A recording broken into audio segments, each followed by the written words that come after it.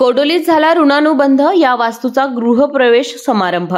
पन्हाळा तालुक्यातील कोडोली येथील बिरदेव मंदिर येथे राहणाऱ्या नव्वदीतील अक्काताई गावडे यांच्या पतीचे आणि एकुलत्या एका मुलाचे अकाली निधन झाले। सून आणि 6 नातींचा सांभाळ करत परिस्थिती बिकट बनली होती। राहते छोटे घरही कोलमडून पडायला आले आहे।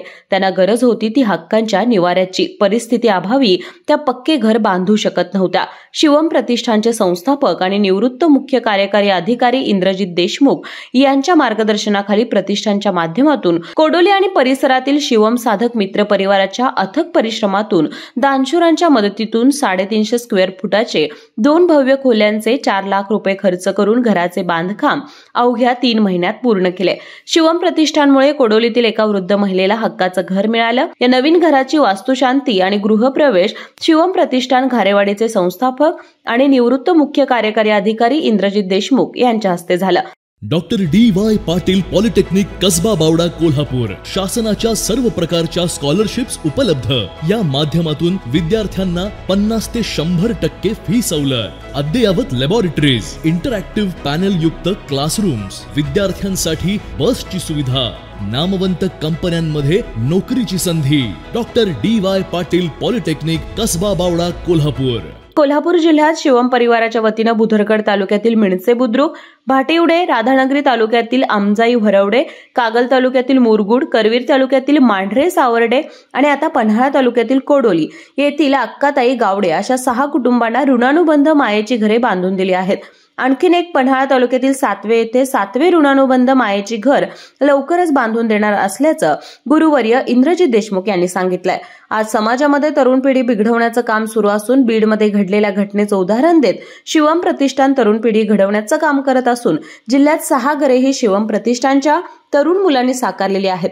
बलशाही भारताचे स्वप्न साकारण्यासाठी खरा तो एकच धर्म, जगाला प्रेम अर्पावे, ज्योत से ज्योत घेऊन जगणारी आजची तरुण पिढी शिवम प्रतिष्ठानच्या माध्यमातून तयार होत असल्याची माहिती शिवम प्रतिष्ठानचे संस्थापक आणि निवृत्त मुख्य कार्यकारी अधिकारी इंद्रजित देशमुख यांनी दिली।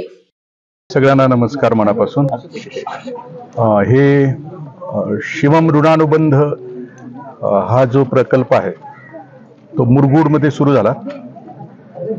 शिवम प्रतिष्ठानमध्ये गेले अनेक वर्ष जे युवक येत आहेत त्यांच्याकडून हीच अपेक्षा आहे की एक सकारात्मक आणि घडवणारं काम व्हावं। आणि मग व्हॉट्सअपवर खारीचा वाटा नावाचे ग्रुप आहेत अनेक गावामध्ये, अनेक तालुक्यात, अनेक जिल्ह्यामध्ये। त्यामध्ये ही मुलं काही पैसे जमा करतात आणि त्या गावात किंवा आजूबाजूला जे दुःखी आहेत, ज्यांना कुठली वेदना आहे, ते आपल्या परीने संपवण्याचा प्रयत्न करतात।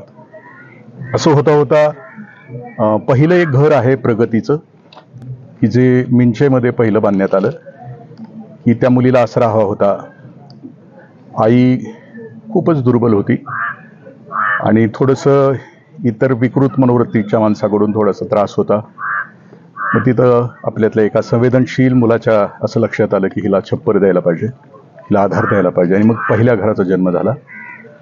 अशाच प्रकारे आणखीन 3 घरं झाली आणि त्यानंतर हे घर इथल्या सगळ्या अनिकेत दादा आणि रावसाहेब या सगळ्यांच्या लक्षात आलं की इथं पण ही एक आजीला ह्या आश्रयाची आवश्यकता आहे आणि हे घर पूर्ण झालं। यावेळी गावडे कुटुंबीय, जिल्ह्यातून आलेले शिवम प्रतिष्ठानचे साधक आणि ग्रामस्थ उपस्थित होते। अशाच नवनवीन अपडेट पाहण्यासाठी आमच्या KK न्यूज चॅनेलला सबस्क्राईब करा।